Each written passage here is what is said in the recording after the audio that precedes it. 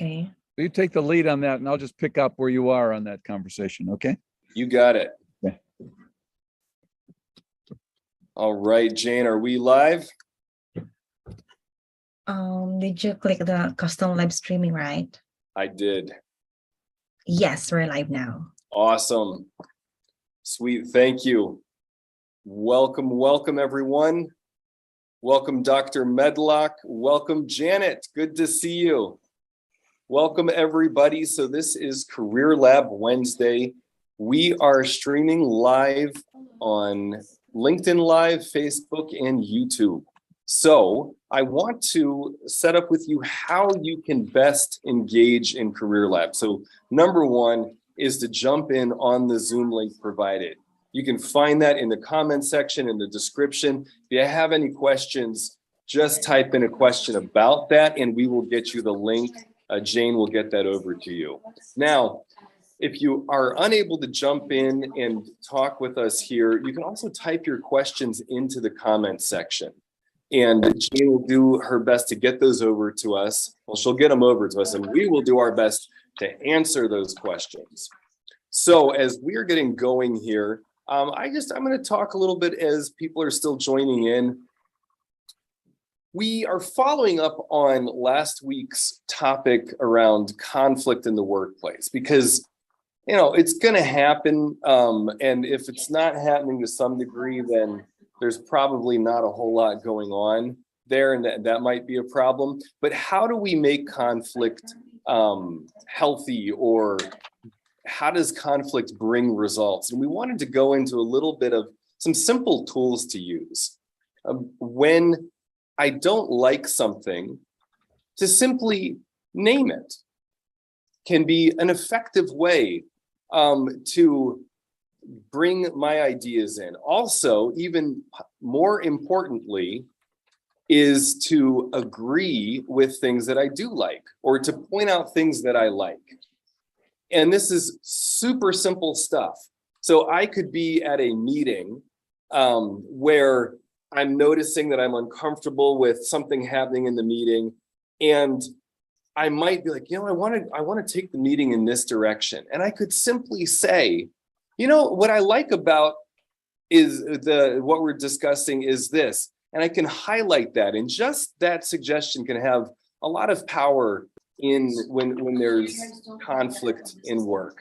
So those are just a couple tools that I'm throwing out here at the beginning as we are getting started. Welcome, Ian, and welcome, Terry. Terry, good to have you here. And I want to set the stage up for everybody who's joining in.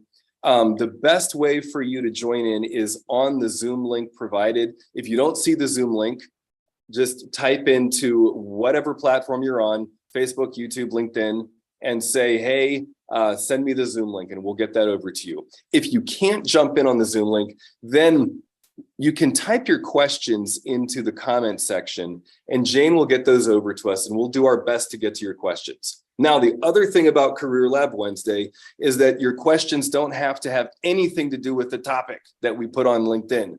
The most important thing for us is to be supporting you with whatever is on your heart career related right now.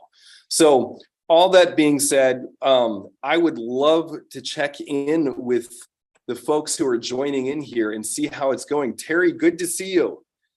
Any updates for us? I've just been networking. That's really been the key, is to make connections, and there's been some good things, and there have been some revelations that, you know, is just not my cup of tea, and I just don't want to do that at this point in my career. So, you know, one of the things that you learn about yourself as you live your life is that you realize, you know, what's good for you and what's not good for you, or what you choose to do and what you think is not the right thing at the right time. So, but the networking has been really interesting. Cool. Can I talk a little bit about you, Terry? Say that again? Can I share a little bit about you? Sure. Just I want to underline for everybody. So Terry, when you first started joining in, you were at a phase where you're like, I know I want to do something. It's time for me to get going. But I really am kind of at a standstill. And over the course of the past few weeks, you have started reaching out. And I think that you've let go of the, I have to have it all perfectly figured out before I make a move. And you're starting to make moves, have meaningful conversations with people. And that's actually giving you more feedback about what matters to you, about what you do and what you don't like. And you're learning, oh, I don't have to make a decision before I even get started. Right. Fantastic. That I really wanted to underline that. That's one of the things that in our evolating model that I always impacts me is that the first thing there is to our yearnings, our deeper yearnings, our kind of core things that matter to us emotionally. And then the next one is engage. And I'm always like, well, wait, but what if I don't even know yet? And I wanted to underline that it's just the action, taking the action. We often say that, Dr. Medlock, what is that phrase? More activity. Mm-hmm. And so then there's more choices, and then I have more to sort from. So it's like, if I'm only going out into the world asking for 3 things, then I'm going to have to pick between those 3 things. But if I'm going out asking for 30 things, well, wow, I'm probably going to find a better fit. I've engaged with people that I probably would not have engaged in before, because I would have had that preconceived notion that, no, this is not what I want. But it's like, if you want to have a conversation with me, I want to have a conversation with you. So, and let's see where it goes. Well, Terry, that's fantastic. That's very good to hear. And Dr. Medlock, welcome. Thank you so much for being here with us today. And I'm noticing you've got a different environment you're in. I am. I have moved to New York, the Hudson Valley area. So oh my goodness. In a new part of the world. Absolutely. So, and I'm curious to hear, Terry, I'm interested in the fact of how you're engaging with networking, because I do believe that is the key to finding the next position. And I'm wondering, what are you learning about, you've been saying, I'm learning what I want and I don't want. What are you learning about what it is you're really wanting in a job? How is this helping you getting clearer? Well, I'm looking at opportunities that I can be passionate about, because I took something previously,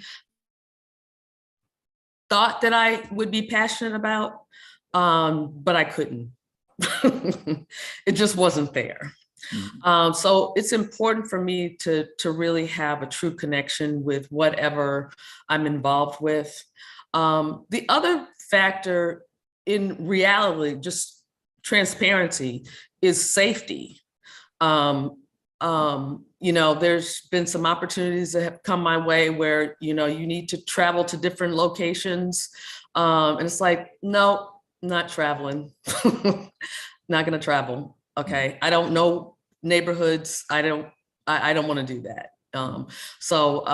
But again, until I have the conversation, then I don't know what the opportunity is, and I don't know what the prospects are. So what kind of position are you looking for? What is it? What would be your heart's desire? I have 20 years of retail leadership. So something along those lines, or something that is leading a team that support clients or customers in a service of some sort. Mm-hmm. It doesn't necessarily have to be in a retail store any longer, because that's what I've done for a long time. But certainly anything that I could do to support in some way, lead a team of people that would be supporting client or customer service. Got you. Cool. Thank you. Well, I'm sure there's a lot of need for that. I will tell you, customer service is such a key area, and I think it's struggling in a lot of ways as people are trying to kind of move stuff online and trying to eliminate as many people as possible to actually be interfacing. And so there's a shortage of actual people providing that service. It's putting a lot of challenges in that industry, as near as I can tell. With technology being so strong right now, one of the things I've heard from a lot of companies is people with soft skills, being able to relate to people instead of just being technical. And a lot of people that have high technical skills don't always have the soft skills that go with it. And it's being able to have both. And having worked for Apple for a number of years, I certainly saw that to be very apparent, loud and clear. It's, when you say to someone, well, what do you want? You have an iPhone 4. And it's like, you can't insult people like that. You can't do that. That's not nice. That's actually a great training ground. That's a great context culture to be working in. So yeah. Good. Well, good for you. Just leading the way, just continuing as George Donald was saying, just the generation of activity related to networking can be, it's so sustaining and so rewarding, and it allows you to kind of get clearer and clearer about what you want and don't want. Right. So I really appreciate you hearing about that, and just keep going for it. Yeah. So, forward to it. Thank you. Okay. Fantastic. Well, thank you so much, and welcome everybody who is just joining in. This is Career Lab Wednesday. We're here every Wednesday, noon to 1 p.m. Central. Our job is to support you in your career development. So any questions that you have, let us know. I love it when you can jump in on Zoom and we can work with you one-to-one. If you can't do that, type your questions into the comments. What we have teed up today is talking about how to use liking and disliking in a way that communicates effectively at work. And oftentimes, in working with people, they'll say, "Oh man, another meeting. I'm not looking forward to another meeting where nothing ever gets done." And the challenge I would have for you there is simply to start naming the things that you like and don't like out loud. And if you're not there yet, if you're not at the point where you're going to verbalize that, and maybe you don't want to be yet, you'll have to translate this to your specific work environment. But then at the minimum, be present with the fear you feel in your belly when you notice something happening in a meeting that you don't like, and picturing yourself saying, "I don't like the direction this is going." And just be present with how scary that can be. And that might be a stretch for you, and it might give you some more data about yourself and how you engage with others in meetings. So Donald, this is a great topic, and it's reminding me of a similar idea.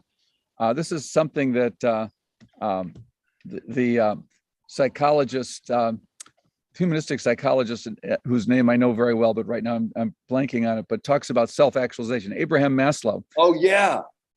He talked about grumbles, and listen to what it is you grumble about, because the things you grumble about are actually good clues to where your growth edge is.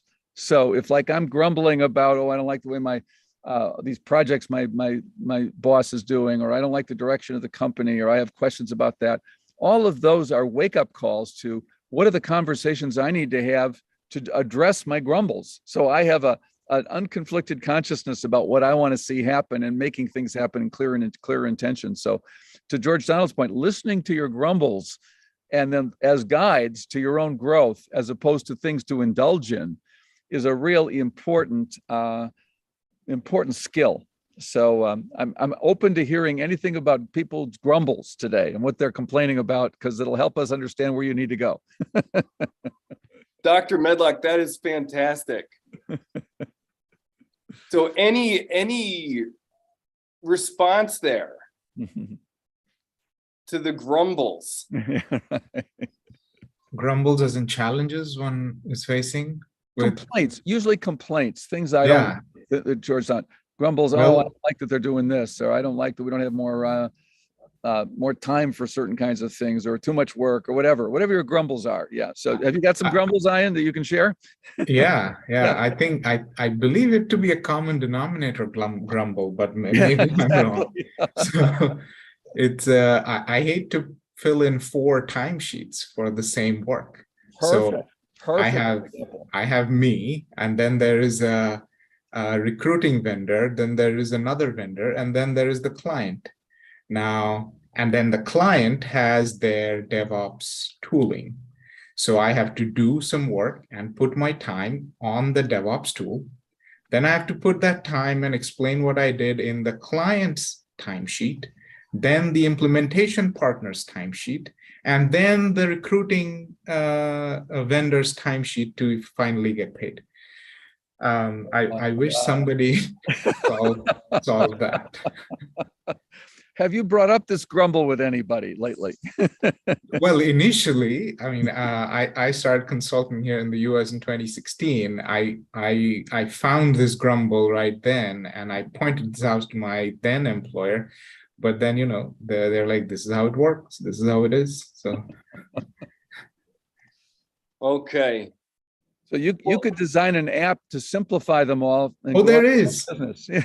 No, there is. So if you're using Jira, I don't know if everybody's aware of, basically there is agile tools. You have Jira, Azure DevOps. Mm-hmm. So, and there is something called, say, bill.com, where I invoice my immediate client. Mm-hmm. So there is an integration that is available today with Jira and bill.com, where if you did 10 tasks on Jira and you put those hours on your tasks, it will capture those task details and the hour details, put it in bill.com in your invoice, and send an invoice out, cutting out the 3 other timesheet tools that you need. So technically, the solution is there, but adoption is now,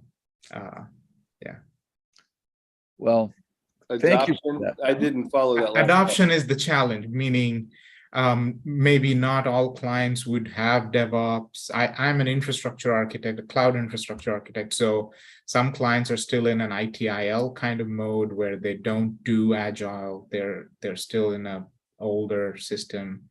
So technically the tool is there. You could integrate your agile tool with your invoice tooling and then cut out all the timesheets in between. But that would cut out I don't know, the middlemen don't benefit from that. So. Right.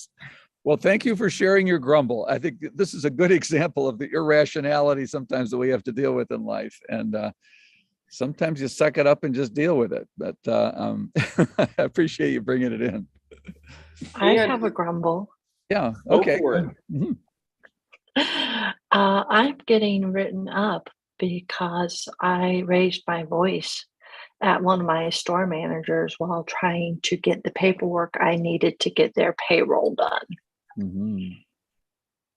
Oh, so that's certainly significant. Do you want to say, are you comfortable talking at all about that at this point? Sure. So I do payroll for 20 McDonald's stores. I'm not very happy at where I am, and it's like the same fight every other week. And they decided last week, while I was trying to close out payroll, to bombard me with a bunch of paperwork. So I got a little frustrated, and in my frustration, I raised my voice a little bit, and I offended these managers who thought I was yelling at them. I tell you, Janet, I completely identify. I remember years ago being on a call where we were online. This was pre Zoom days, but we were on a virtual call. It was a technology company, and one person kept speaking over others, and I was having trouble hearing them. So I raised my voice to try to get heard because it wasn't being heard properly. The raising of the voice was so upsetting to other people on the call. And the fact that I didn't immediately apologize for doing that actually ended my relationship with that client. So there's a real sensitivity to anger or raising one's voice in a lot of corporate cultures. It's seen as very threatening to people sometimes. And it's part of just the social emotional intelligence of understanding the culture in which you're operating in. And for some reason, that can be that can be a real charge for certain organizations and for certain individuals. And so I appreciate that. It's a very tricky thing, and I think mostly it's at this point just to be conscious of it. You're getting written up for. It's like, okay, got it. That is something that really is sensitive. You probably could defend it and give 1,000 reasons why you were frustrated, but at the end of the day, it's just a wake-up call. This is the culture, right? And it is very much just something to be attuned to. And so when you are feeling that frustration, to notice it, finding other ways to be able to express it in those environments. Was this an online call or was this an in-person situation where it happened? This was an over the phone call. Yeah, that exacerbates it, because you don't have the nonverbal cues. You're not in the room together. So there's a whole level now of sort of managing those kinds of situations when frustration builds up. And so I appreciate you bringing it in. And that's an important grumble, is a lot of times frustration does build on a call like that. And how do you deal with sensitive emotional responses in an environment where we're not in the same room together? So And especially when you're up against a deadline, because the employees will start calling and yelling at you when their paychecks aren't in on time. Yeah. So you're in the middle of that, right? And of course they can yell at you, right? It's just that you can raise your voice. So it's interesting. Without getting into all the details, I think that's as far as I want to go on this one right now. But I think it is just recognizing the norms around expression of anger. And this is to George's point, grumbles or dislikes. How you do that in a way that's sensitive to what's familiar in the culture and what's okay in the culture. So I imagine you've got some lessons learned from that, right? That you can adapt to that situation. So thank you so much. That's such a good question. And I actually want to do a little follow-up here with the right developmental model. Oh, nice. Mm-hmm. Because there's a whole lot to look on here. So just bear with me on it. But if the more that we can associate ourselves and be in touch with the fear, level 1 fear, and level 2 hurt that comes underneath the anger. So in that case, that there's going to be people who are going to be yelling at you. So that right there is fear. I'm afraid people are going to be yelling at me. I'm also hurt that people are going to be yelling at me about things not being done. So I am then bringing all of that emotional charge to an interaction where people might not be in touch with that themselves. And so if I bring in with that level of anger, I'm going to then open myself to the likelihood that people are going to resent me and not really understand where I'm coming from. So oftentimes, if I can scale back and communicate, I might not use the words fear or hurt, but I might use those exact words. But if I can communicate those emotions of, wow, I am really concerned about the level of pushback we're going to get when we don't have all our ducks in a row for this, and how many people are going to be calling me, and how that's going to make our department look, then you can speak to your fear, and you in a way that can highlight that fear for other people, letting them know what the concerns are.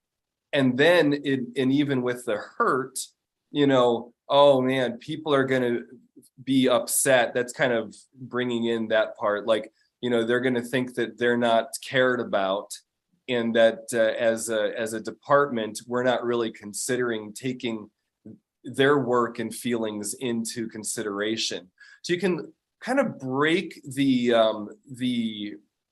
response down into the more core elements of it. And again, whatever job you're in, whatever your position is, you're going to have to translate this stuff to that environment.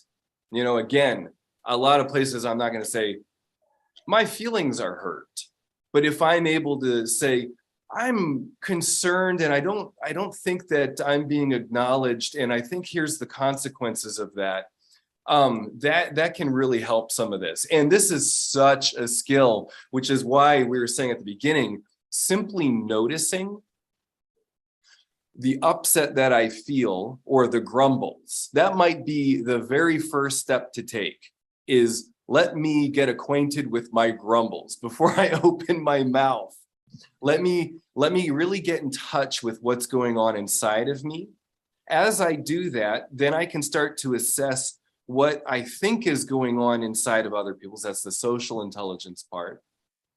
And I can test that out, but in ways that are gonna have me protected. And I think I'm gonna stop talking there because I've just said a whole mouthful.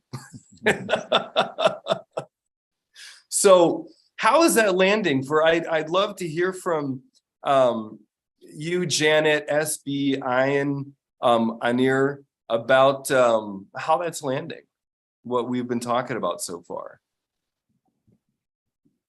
Well, considering I spent most of last night before my year more orientation, thinking on how to best handle this from now on, because it is something where I know I get frustrated, and I've been working on trying to, because I think the reason I get frustrated is I feel like I'm trying to help these people and the managers aren't cooperating, and I feel like I'm letting people down. And then I sit and think, well, wait a minute. Is it really your responsibility? Because I was hurt yesterday when she told me she had to write me up. And then in the back of my mind, I'm like, well, if she has to write me up and fire me, am I really going to be that hurt? Because this is a culture I really don't fit into. And I've been working on trying to get a new job, and it's just, yeah, last night I went home, I thought about my stinking thinking matrix. I did one of those, and I did a yearning, and I'm still processing through some of that stuff today. Janet, it's important to distinguish. Getting written up is not getting fired. So it's just simply a warning, and it's just a piece of feedback. I know, but she didn't distinguish between the two. She basically said, this is your write-up. If I have to talk to you about this again, then we go from there. She goes, we've had this talk. Wow. And I'm sitting here going, no, not really. And that's pretty clear boundary being set there then, right? So yes. Yeah. Well, yeah, I just often seen people who are in situations where they get write-ups for performance reviews and things like that, performance plans that they need to do, performance improvement plans, PIPs, and they're really growth opportunities as well. People can turn around a situation by just taking it seriously and responding to it. So you've got room to maneuver. You've got a clear boundary to watch out for, and you can still be yourself. Don't feel like you got to immediately stifle everything just because you got that feedback. It's okay. Yep. And incorporating that, you're spot on, Janet, with the work that you're doing to learn with this. Mm-hmm. Right on. Yeah. Well, fantastic. And I wanted to see, it looks like, Ian, you've got that connection there with the about the question about DevOps. I wanted to make sure you saw that in the chat. Yes, I responded to that. Okay, fantastic. Well, great. Well, so I want to do a quick room reset. This is Career Lab Wednesday. We're here every Wednesday, noon to 1 p.m. Central Time. And we have a topic every week. However, our main focus is to serve you in your career advancement. And so we welcome any questions, whatever is most on your heart, whatever the challenge is or the vision is, the dream that you have, how can we serve you today? So with that, I'd love to hear.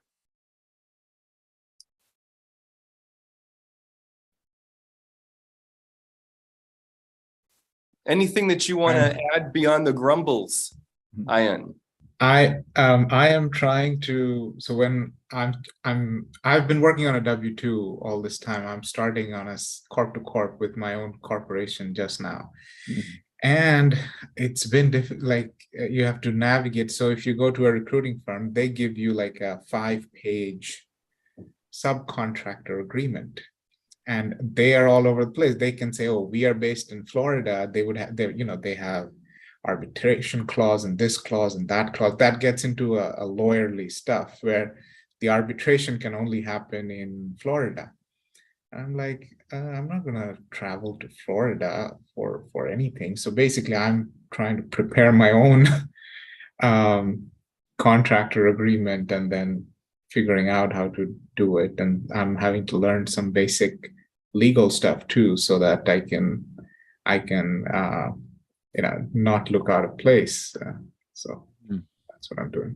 So are you actually defining your own corporation as an independent contractor? Is that part of what you're doing? I do. Yes, I have it already. Okay. I mean, I have it already, and I'm currently just signing whatever contract the employment firms are giving me, because I don't have any of my own. I'm just telling, oh, look, you have to put in a clause that I can do it from video, and I'm not going to travel to Florida or New York for your whatever. And they've been kind enough to do all of that. But some of the subcontractor agreements that I see, it looks like I can do a better job, and so I'm drafting the whole thing by myself. But it's going to take some time to understand, because every sentence has a meaning and a legal context to understand. Right. I'm doing research on that. So basically, I wish there was like a cloud computing, independent consulting contract template that is very specific to a DevOps engineer doing independent content, but it's not there. So, well, that sounds to me like that might be an opportunity for an offering from your own independent company. Yeah. Well, I'm not going to have legal offerings there. I'm only licensed to work on Microsoft Cloud. Okay. So, yeah. Yeah. Well, thanks for sharing that. And you seem to be willing to kind of be creative. You're using your grumbles to be creative in how you want to respond to things and coming up with other options. So that's really the point that we're trying to make today, is to not get stuck in just the victimhood about it. Calling McDonald's. My name is Janet. So yeah, and I'll give you an example. So this one contractor, what they did is they took a full-time employment contract and then just changed the top paragraph to say, oh, subcontractor agreement. And I'm like, am I the only one? This looks like a full-time contract where you're saying you can't do any work, you can't do moonlighting. I'm like, what? This is a contracting corp to corp. So then I spoke with a lawyer and I told them, highlighted the contradictions there, where on one paragraph they're saying we are both independent to work with whoever we want, but on one clause they're saying you have to get written consent if you want to work with another corporation. I'm like, this is a clear contradiction. And I was like, I live in Wisconsin. I'm from India. What do I know about US law, Wisconsin law? Maybe it is a thing. But then the lawyer said, no, you're right. This is a contradiction. And then I pointed it out to their lawyer and I told them, no, I'm not going to sign it unless you change it. And they did change it. So good move. That's going for satisfaction and making sure that you're not putting yourself in awkward situations or building resentment. So good job. Right. Good modeling of that. So thank you. Well, fantastic. So I just got a note that threw me off a little bit, that the LinkedIn is not something on there isn't working, so I'm not sure about that. So sorry, everybody, if we're not able to get your messages from LinkedIn. You should be able to jump over to YouTube or to come directly into this Zoom meeting if you're unable to view through LinkedIn or have your questions showing up there. I'm sorry about that. We'll see what happens with that. Okay. Well, so I wanted to let everybody know who's on here that tomorrow evening I am hosting a webinar. It's going to be on the neuroscience of connecting, which is a big thing that we talk about in Career Lab. That's what Terry was starting us off with, where she is out connecting with more people. So she's in a job search, and a lot of times people come in wanting to know exactly what they should do and thinking that they need to know exactly what they do before they start. Now, Dr. Medlock will tell you it's important to be specific and have details and to, have a focus point, but that shouldn't stop you from beginning actions, because the actions can only help you develop more of a sense of what it is that you want.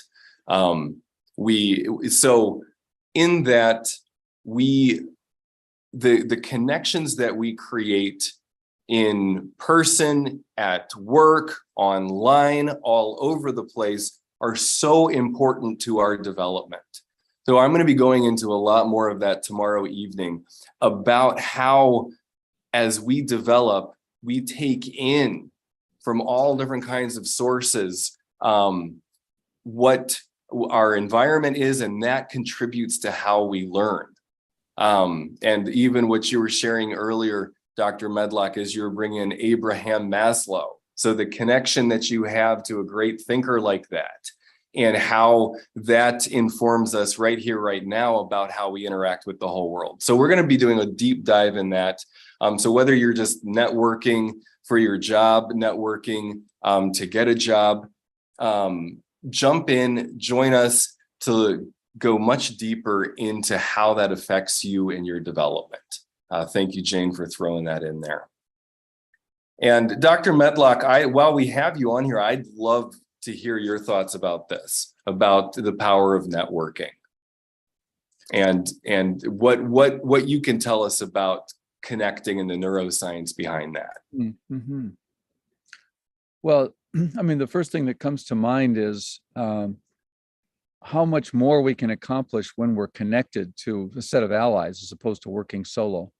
And when you're in a situation, it often feels very isolating, like you're on it on your own, and you're alone and having to deal with it. So the more you can connect into your network, have other support, to be interacting and finding creative ideas as to how you can move forward, including participating in groups like this, the more effective you're going to be. So sometimes when you're feeling discouraged and you don't feel like you want to talk to people, that's the time to listen to that grumble and then decide, well, this is the time for me then to reach out and talk and connect with an ally or a friend, and talk about what I need to do next to sort of further my own agendas. So it's just, it's the lifeblood of the process, not only when you're looking for a job, but also when you're in your job, to continue to develop your networks so that you're not just isolated in working with just a few people, but you're seeing your ongoing career development as your responsibility. So, we get new input, new ideas, and new stimulation from networking meetings that can really take us in creative directions. So I just can't emphasize it enough. And for those of you who are looking for work, I always reference people to the book, What Color is Your Parachute by Bowles, B-O-L-L-E-S. And he's got 3 chapters, one of which is about informational interviewing, which is a key skill in networking, where you're engaging with people to talk to them about their work, particularly if you're looking at making a career transition of some sort into a new area and you want to learn more about it. It can be a very informative process for you to be exploring new territory that way. So just there's a lot of ways of using networking to further your own development. Fantastic. Thank you so much, Dr. Medlock. Well, we may be coming up on an early end here, as it looks like our LinkedIn is not receiving questions, and so I think we're going to call it unless anybody has a last thing that they need help with. Let us know. If not, see you tomorrow evening. Neuroscience of Connecting. Could you share the YouTube link? Sorry. Oh yeah, go ahead. What's that? I couldn't find the YouTube channel that you were mentioning that you were on as well. I usually am more active on YouTube, so it'd be more. Oh, perfect. There you go. Oh, perfect. Click on that and let us know if that we started going on YouTube live last week for the first time, so yes, we'll be showing up there. Sweet. Hey, great having you today. And I'm envisioning you developing some tools in a future time that streamline things that make you happy and make thousands of other people happier and not having to retype so many things. So I don't know. Let's make that happen, because we would greatly appreciate it. Yeah, thank you. Thank you. You bet. Okay. All right. Great. Well, we'll see you next time. Take care. Bye-bye now. Thank you, Dr. Medlock. Thank you.